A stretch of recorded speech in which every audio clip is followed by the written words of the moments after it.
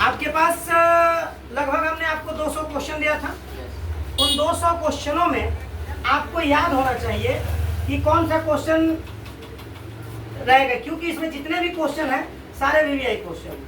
Question आपका पहला है कि तंत्रिका तंतु की उत्पत्ति किस प्राथमिक ऊतक द्वारा होता है। तो वो प्राथमिक ऊतक होता है एंडोडर्म। क्या होता है? एंडोडर्म होता है। 3 गो परत होता है। एक बाहर परत होता है, जैसे मान लीजिए कि कोई पदार्थ है जिसमें क्या है 3 गो परत है। क्या है जी? 3 गो परत है। तो बाहर वाले को एक्सो कहा जाता है, बीच वाले को मेसो कहा जाता है और अंदर वाले को क्या कहा जाता है? एंडो कहा जाता है। और उसी कोशिका से किसका निर्माण होता है? तंत्रिका तंतु का। आगे समझ में? अगला बढ़ते हैं। मानव हृदय का औसत प्रकुचन दाब 2 गो दाब होता है। एक प्रकुचन होता है यानी कि फैलना और सिकुड़ना। जैसे हम लोग का पूछा जाता है ना कि बीपी हाई बा कि लो बा, ऊपर वाला कितना रहना, नीचे वाला कितना रहना। तो ऊपर वाला जो होता है वो होता है 120 mm SG होता है, ठीक है। और नीचे वाला अगर पूछे तो कितना होगा? 80 mm HG होता है, ठीक है। देखिए एक ही में 2 कुछ घुसा हुआ है ऑब्जेक्टिव क्वेश्चन में। एक पूछिएगा, एक अपने आप क्लियर हो जाएगा। ऊपर वाला 120 और नीचे वाला 80। अगला क्वेश्चन है, यदि हमारे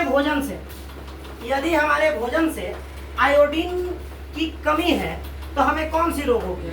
आजकल तो ये रोग कम हो गया है क्योंकि मार्केट में बहुत सारा आयोडीन युक्त नमक मिल रहा है। लेकिन पहले के जमाने में जब लोग कुआं की पानी पीते थे तो उसमें आयोडीन की मात्रा कम होती तो उनके गर्दन के पास बहुत बड़ा बैलून टाइप का निकल जाता था। उस रोग को घेर रोग कहा जाता था। लेकिन आज के ज़माने में यह रोग नहीं हो रहा है। लेकिन आज भी अगर आपके भोजन में आयोडीन की कमी हो जाए तो आपको रोग कौन सा होगा? घेर रोग होना तय है। अगला देखेंगे। अब सुनिए, यहाँ पे पादप हार्मोन का उदाहरण है। तो देखिए उसमें दिया हुआ है 4 गो हार्मोन दिया हुआ है। एक दिया है पेप्सिन, एक दिया है एड्रिनल, एक दिया है ऑक्सिन, एक दिया है टेस्टेरोन। तो इसमें ऑक्सिन जो है ना वो पादप हार्मोन है। वह किस काम में मदद करता है?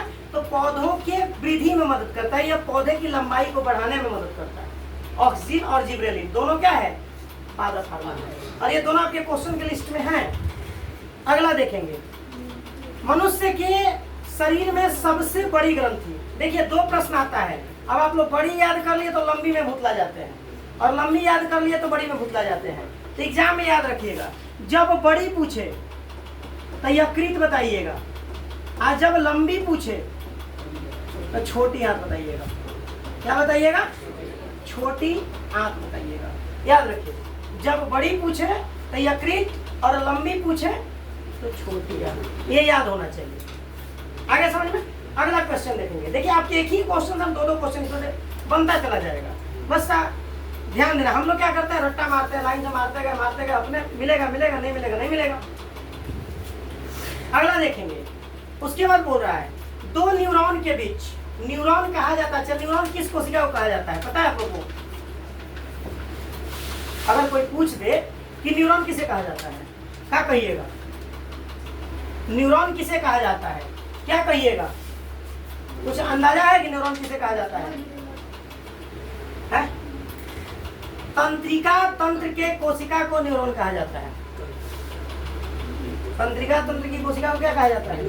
और उत्सर्जन तंत्र की कोशिका को क्या कहा जाता है? नेफ्रॉन। आगे समझा, दोनों को समझाए हैं। इसकी संरचना कुछ इस प्रकार की होती है। इसकी संरचना कुछ इस प्रकार की होती है। इसकी संरचना कुछ इस प्रकार की होती है। इसकी संरचना कुछ इस प्रकार की होती है। देखिएगा, ऐसे आप लोगों को एक चित्र बना के समझाए थे, ऐसे समझाए थे। ये न्यूरॉन की संरचना होती है, ठीक है। और ये कहाँ पाया जाता है? तंत्रिका तंत्र। तो इनके 2 के बीच में जो जगह पाया जाता है उसको क्या कहा जाता है? सिनेप्स कहा जाता है। क्या कहा जाता है? सिनेप्स कहा जाता है। आगे समझ में? उन्हें क्या कहा जाता है? सिनेप्स कहा जाता है। आगे बढ़ेंगे। अब सुनिए, हमारा मस्तिष्क जो है किन कामों के लिए उत्तरदायी होता है?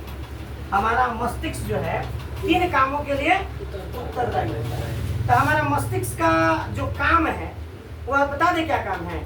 हमारे मस्तिष्क का एक ही वो काम है, सोचना, शरीर को नियंत्रित करना, ठीक है, और क्रियाओं का समन्वय करना।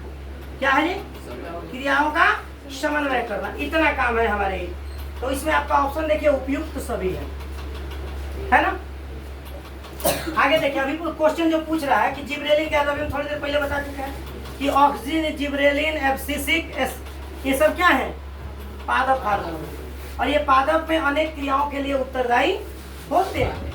किसी को दिक्कत? आगे देखेंगे, डाइएन्सेफ्लॉन तथा सेरिब्रम, ये हमारे हृदय जो है अनेक भागों में बटा हुआ है। तो डाइएन्सेफ्लॉन और सेरिब्रम कहाँ का भाग है? अग्र मस्तिष्क का भाग है। किसका भाग है? अग्र मस्तिष्क, यानी कि आगे वाला भाग हो गया, ये मध्य वाला हो गया और ये पीछे वाला। अगर मेंडुला ऑब्लिगेंटा पूछते तो कहाँ का होता? पश्चिम मस्तिष्क का होता। ठीक है। आगे, रुधिर चाप को कौन नियंत्रित करता है? हमारे शरीर में जो बीपी बढ़ता है और कम होता है उसको कौन कंट्रोल करता है? तो एड्रीनल करता है। कौन करता है? एड्रीनल करता है समझ में। और इसके बाद सुनिए, क्या है? वृषण द्वारा स्रावित हार्मोन को क्या कहते हैं? मनुष्य के अंडकोश से यानी वृषण से जो हार्मोन स्रावित होता है वो होता है टेस्टेरोन। क्या होता है? टेस्टेरोन। और क्या होता है? और कुछ नहीं होता ना। हाँ, आगे बढ़ेंगे। अब सुनिए, अग्न्याशय का कितना भाग अंतःस्रावी होता है? जिसकी मात्रा मात्र 1% होता है। ठीक है। अग्न्याशय क्या स्रावित करता है? तो पीत रस स्रावित करता है। क्या स्रावित करता है? पीत रस स्रावित करता है। आगे बढ़ेंगे, मानव में बुद्धि और चतुराई का केंद्र किसे माना जाता है? VVI क्वेश्चन है। किसको माना जाता है? सेरिब्रम को माना जाता है। किसको माना जाता है? सेरिब्रम को माना जाता है। अब ये हमें समझाए, ग्लाइटर या घोघा, इंग्लिश में इसको ग्लाइटर कहा जाता है और हिंदी में क्या कहा जाता है? घेघा। ये किसकी कमी से होता है? तो आप लोग भी बता सकते हैं। आयोडीन कहाँ पाया जाता है? जो हम लोग घर में नमक यूज करते हैं उसी में आयोडीन पाया जाता है। आयोडीन एक तत्व है और आयोडीन में एक और गुण होता है, बता दें क्या? किसी से बताइएगा नहीं ना। आयोडीन में एक गुण होता है कि ऊर्ध्वापातन का। कौन सा गुण होता है? ऊर्ध्वापातन का। अभी सर जी ऊर्ध्वापातन का होता है। तो यह पदार्थ जो है ठोस से द्रव में ना बदल के सीधे गैस में बदल जाए, और जो पदार्थ जो है ठोस से सीधे द्रव में न बदल कर गैस में बदल जाए उस घटना को क्या कहते हैं?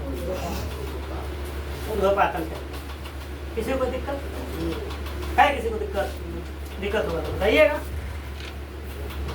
है दिक्कत? चलिए आगे बढ़ते हैं।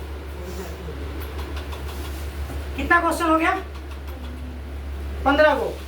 मेरु रज्जु रक्षा करती है। मेरु रज्जु जो है ना हमारे यहाँ ब्रेन से लेकर के यहाँ कमर से होते हुए बहुत सारे जो आए हैं कशेरुक दंड, वो आए हुए हैं और उसकी रक्षा कौन करता है? मेरु रज्जु को कशेरुकी दंड करता है। स्पाइनल कॉर्ड इसको इंग्लिश में कहा जाता है। अगर इंग्लिश में ऑप्शन दे दो तो क्या कीजिएगा? तो स्पाइनल कॉर्ड स्पेलिंग होता है SPI, स्पाइनल कॉर्ड। ठीक है, यही होता है। आगे बढ़ते हैं। गर्भवती महिला ये प्रसव के आखिरी समय में कौन सा हार्मोन बढ़ता है? तो सुन लीजिए, अभी हम थोड़ी देर पहले समझाए थे ऑक्सीटोसिन। कौन सी हो? ऑक्सीटोसिन। ये क्या करता है पता है? ये प्रसव की पीड़ा को और तेज कर देता है, जिससे शिशु को जन्म देने में माता को क्या मिलती है? मदद मिलती है। ठीक है। अगर ये नहीं अपने आप से बनता है तो हॉस्पिटल में जाने के बाद डॉक्टर ने इसका सुई लगा देते हैं ऑक्सीटोसिन का। आगे, रक्त में ग्लूकोज की मात्रा को कौन नियंत्रित करता है? इसका आंसर इंसुलिन होना चाहिए। इसका आंसर क्या होना चाहिए? इंसुलिन। जब नहीं कंट्रोल होता है तो इंसुलिन की सुई भी दी जाती है। पुराने जमाने में यह ज्ञात था कि इंसुलिन को सुअर के चर्बी से प्राप्त किया जाता है पुराने समय में। अब तो केमिकल से बनाया जा रहा है, इसलिए अब दिक्कत नहीं है। लेकिन पुराने जमाने में यह लोगों में भ्रांतियां फैली हुई थी कि सुअर के चर्बी से इंसुलिन बनाया जाता है, उसके अग्न्याशय से। आगे बढ़ते हैं। हार्मोन शब्द का नामकरण किसने किया था? तो इसका नामकरण किए थे वो वैज्ञानिक थे, बेलिस और स्टार्लिंग नाम के 2 आदमी मिलकर के इसको किए थे। मनुष्य की सोचने वाली ऊतक को क्या कहते हैं? तो देखिए, सोचने का काम किसका है? दिमाग का। दिमाग किस कोशिका से बना हुआ है? तंत्रिका कोशिका से। और तंत्रिका कोशिका मिलकर के क्या बनाएगी? तंत्रिका ऊतक। दिमाग में सोचने का काम किसका है? तंत्रिका ऊतक किसी को कोई दिक्कत? कितना बढ़िया हम सुना रहे हैं तो हाँ सर जी बहुत बढ़िया सुना रहे हैं। और अपने जब सुनाने की बारी आती है बाग सर जी। आगे सुनिए, मनुष्य की सोचने वाली हो गया ना। पिट्यूटरी ग्रंथि नियंत्रित करता है, कौन करता है ये? किससे नियंत्रित होता है पिट्यूटरी ग्रंथि? हाइपोथैलेमस से। एस्ट्रोजन स्रावित होता है। देखिए एस्ट्रोजन जो है ना ये अंडाशय द्वारा स्रावित होता है। ये मादा में पाए जाने वाले क्या है? हार्मोन होते हैं।